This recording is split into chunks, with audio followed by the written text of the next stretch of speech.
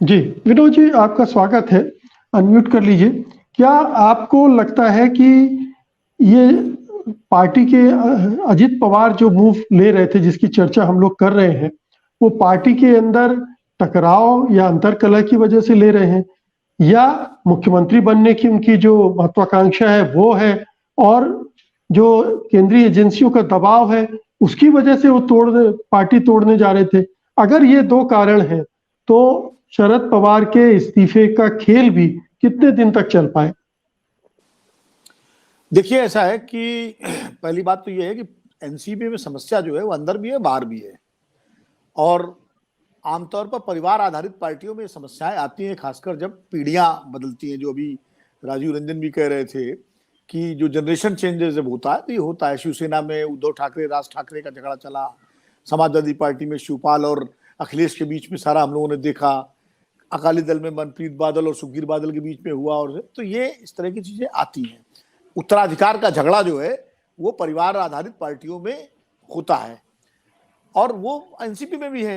लेकिन एक बात मैं आपसे कह दूं कि जब तक शरद पवार, मेरी जो अंडरस्टैंडिंग है, मैं देखिए दिल्ली में बैठा हुआ हूं, हमारे मुंबई के मित्र या महाराष्ट्र के मित्र ज्यादा बेहतर जानते होंगे ग्राउंड रियलिटी, अनुराग जी भी आ गए।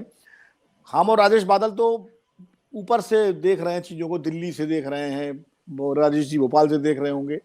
हमारी जो अंडरस्टैंडिंग है मेरी, कि जब तक शरद पवार का मतलब एनसीपी, एनसीपी माने शरद पवार, तो जब तक शरद पवार एक्टिव हैं और जब तक वो हैं तब तक एनसीपी जो जो शरद पवार चाहेंगे एनसीपी में वही होगा।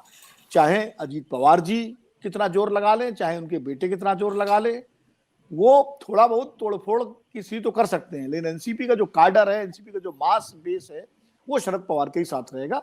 जैसे कि मुलायम सिंह के साथ था उत्तर प्रदेश में, लालू के साथ बिहार में, और जो भी इस तरह से। तो इसलिए शरद पवार जी ने ये जो इमोशनल दांव चला है, आप याद कीजिए जब शरद पवार और तारिक अनवर और संगमा ने चिट्ठी लिखी थी तो सोनिया गांधी ने यही दांव चला था इस्तीफे का, और पूरी कांग्रेस पार्टी उनके साथ एकजुट हो गई थी। और यहां तक कि शरद पवार ने भी स्टेटमेंट दिया था कि हमने उनका इस्तीफा नहीं मांगा था। वो अलग बात है, बाद में उनको पार्टी छोड़ के एनसीपी बनानी पड़ी, लेकिन पूरी कांग्रेस पार्टी उनके साथ एकजुट हो गई थी। तो इस तरह अटल जी ने, जब अडवाणी जी और बनाम अटल जी चल रहा था, तो अटल जी ने आके कहा था कि ना टायर्ड ना रिटायर्ड, अब अडवाणी जी के नेतृत्व में कारवां आगे बढ़ेगा।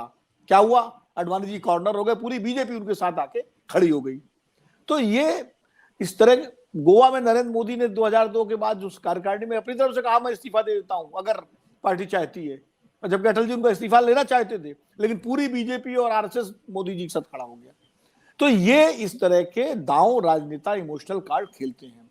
और जो पिछले दिनों लगातार एनसीपी के विधायकों को तोड़ने के लिए जिस तरह की खबरें आ रही हैं कि एजेंसीज के जरिए उनको, क्योंकि जो सुप्रीम कोर्ट का फैसला आने वाला है उस फैसले के आधार पर अगर एकनाथ शिंदे के साथ 16 विधायक डिस्क्वालीफाई होते हैं तो बीजेपी के सामने समस्या आएगी सरकार को बचाने की और करने की, क्योंकि चीफ मिनिस्टर खुद उसमें शामिल है।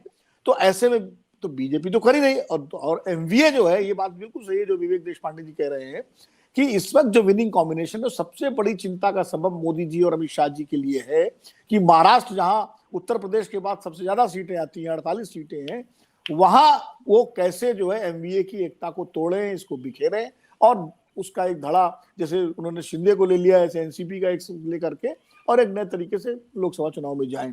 तो वो तो ये समस्या तो रहेगी लोकसभा चुनाव तक। अब ये एमवीए के नेताओं की परीक्षा है कि वो कैसे अपने को एकजुट रखते हैं।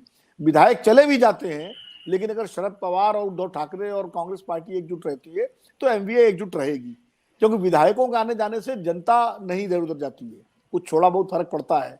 आप देख लीजिए किस तरह से शिंदे जब चले गए उसके बाद जो अंधेरी ईस्ट का चुनाव था, बीजेपी को अपना कैंडिडेट विड्रॉ करना पड़ा। वहां पर हालत ये थी कि कहीं पोल न खुल जाए। तो इसलिए ये स्थितियां हैं, ये चुनौती है उनके सामने। और मैं बिल्कुल इस बात से सहमत हूं कि अजीत पवार को ये देखना पड़ेगा कि नफा नुकसान की राजनीति हर नेता करता है। उनको बीजेपी के साथ जाने में फायदा है या अपने घर में रहने में फायदा है। जाहिर है जब अपने घर में आप रहेंगे तो आपकी जो हैसियत होगी वो आपकी हैसियत शरद पवार से अलग होकर के नहीं रहेगी, ना बीजेपी आपको पूछेगी। चाचा शिवपाल का आश्रम उत्तर प्रदेश में देख चुके हैं, घूम फिर के उनको अखिलेश यादव के पास लौट के आना पड़ा। ये इस तरह स्प्लिंटर ग्रुप बन करके, और अजीत पवार बहुत मजे हुए राजनेता हैं, वो जिस तरह उन्होंने क्लीन चिट ली थी देवेंद्र फडणवीस का शपथ लेकर के, तो उससे मालूम होता है कितने बजे हुआ, वो जानते हैं। वो इसलिए मुझे लगता है कि शरद पवार ने ये दांव इसीलिए खेला है कि जो संकट इसमें भीतरी और बाहरी चल रहा है, क्योंकि वो टाइम चाहते हैं, टाइम। शरद पवार जो है, देखिए मैं बिल्कुल इस थ्योरी से सहमत नहीं हूँ कि शरद पवार, मतलब हालांकि शरद पवार जी को बारे में लोग कहते हैं उनके अलावा कोई नहीं जानता वो क्या सोच रहे हैं, क्या कर रहे हैं, या तो भगवान जानते हैं या वो जानते हैं, ये कहा जाता है। इसलिए मैं कोई उनके बारे में नहीं कह सकता हूँ, लेकिन जो मेरा अपना आकलन है, मेरी अपनी जो थोड़ी बहुत छोटी मोटी समझ है राजनीतिक, उसके आधार पर मैं कह सकता हूँ कि इस समय शरद पवार को जो विपक्ष में अपनी एक केंद्रीय भूमिका दिखाई पड़ रही है, 2024 के पूरे एक तरह से सूत्रधार बन सकते हैं, उसके बाद कुछ बड़ा उनको हो सकता है, कोई बड़ी चीज मिल जाए, तो ऐसे में वो बीजेपी का साथ देकर के क्यों अपनी जो है भविष्य की राजनीति और पार्टी की राजनीति को खत्म करना चाहेंगे। इससे मुझे नहीं लगता कि वो कोई खिचड़ी पका रहे होंगे अलग से। अजीत पवार के साथ के ऊपर दबाव होगा, प्रेशर होगा, ये मैं समझ सकता हूं, लेकिन अजीत पवार को भी ये समझना होगा, और शायद वो समझ सकते हैं कि शरद पवार से अलग उनका राजनीतिक अस्तित्व तो वैसे ही है जैसे पेड़ से कटने के बाद किसी डाल का होता है। शरद पवार वो वृक्ष है जिसपे वो जड़ है जिसपे एनसीपी का वृक्ष खड़ा हुआ है। सत्य हिंदी का ऐप डाउनलोड करें गूगल प्ले स्टोर पर।